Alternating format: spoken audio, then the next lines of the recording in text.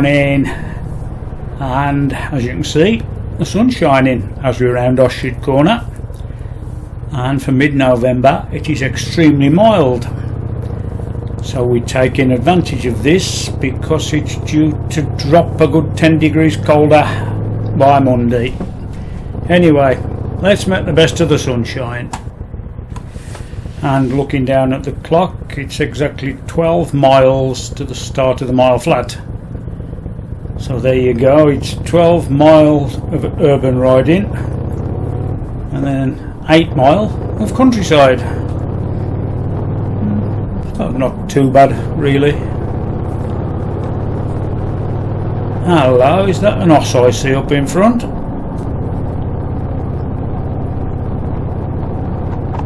It certainly is.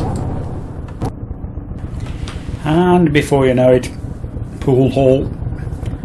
I had my usual, the cheeseburger and chips, which as per normal went down very well. Well, the sun had brought a fair few folks out, including moonshiners and ex-moonshiners, which was a pleasant surprise. Anyhow, let's go and grab some dinner. And time to head back. Now the plan is to follow the GPX track that I've entered into the sat-nav, which should take us around a few of the lanes known as the sheep walks. So let's see how that goes. Well, so far so good. I must admit I do like these less used roads, shall we say.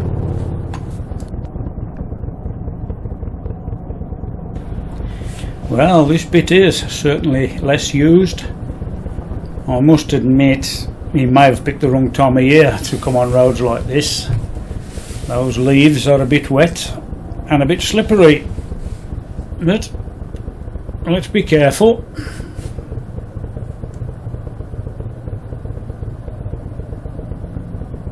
Which way are we going here?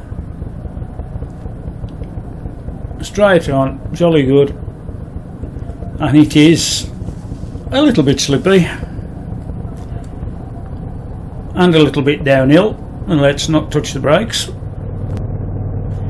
Yep, this is a proper road with grass growing down the middle of it.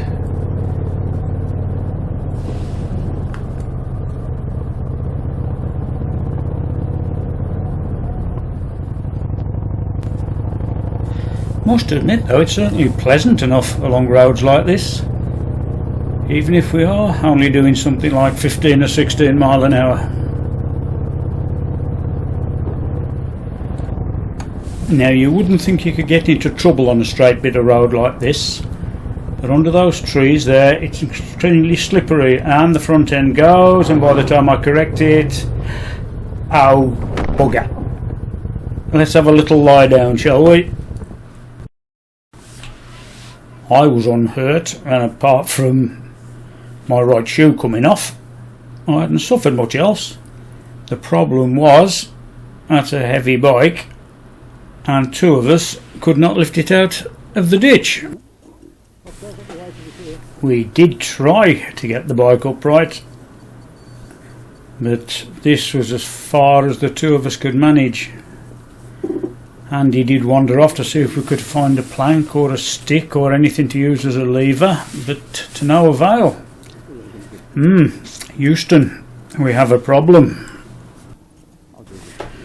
Fortunately, a fellow came along in a rather nice new electric transit van, and he was a biker himself, so we reckon three of us should be able to do it.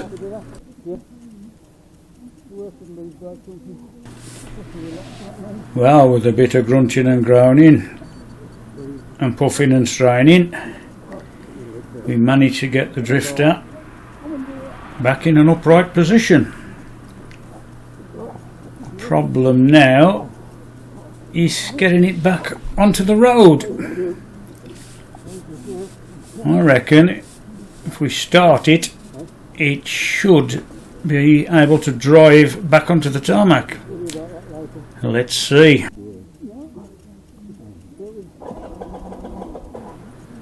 It struggled a bit, but it started.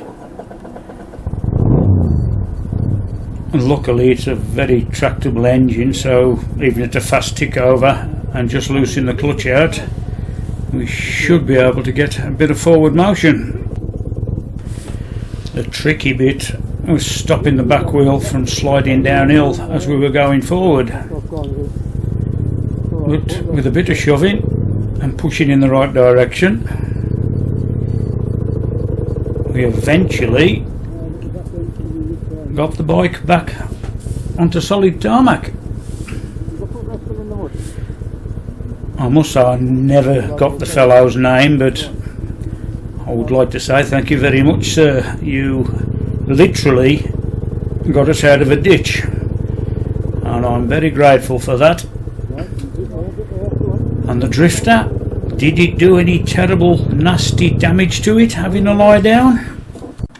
It moved the mirror a bit and got it covered in mud, and that's as much damage as I've found up till now. It rode back alright.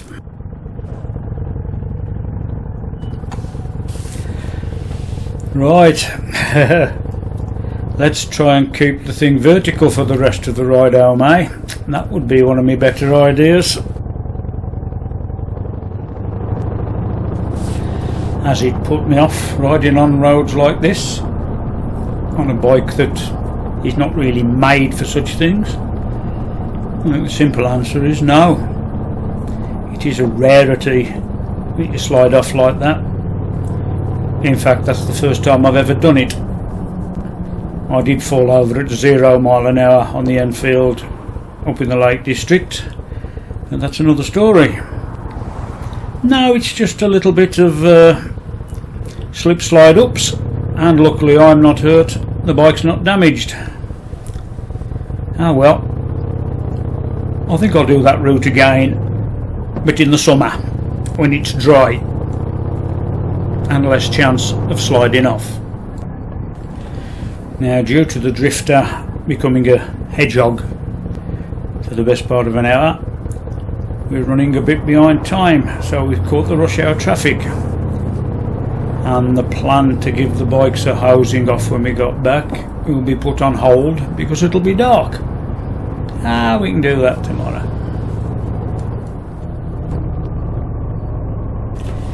And as we roll round Oshit Corner in the dark, it's been an, how shall we put it, an interesting day.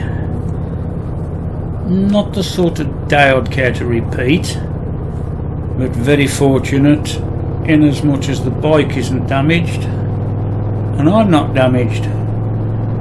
In fact, I did have a good laugh about it while I was lying in the ferns and treading on spiky chestnut cases because I've got no shoe on my right foot.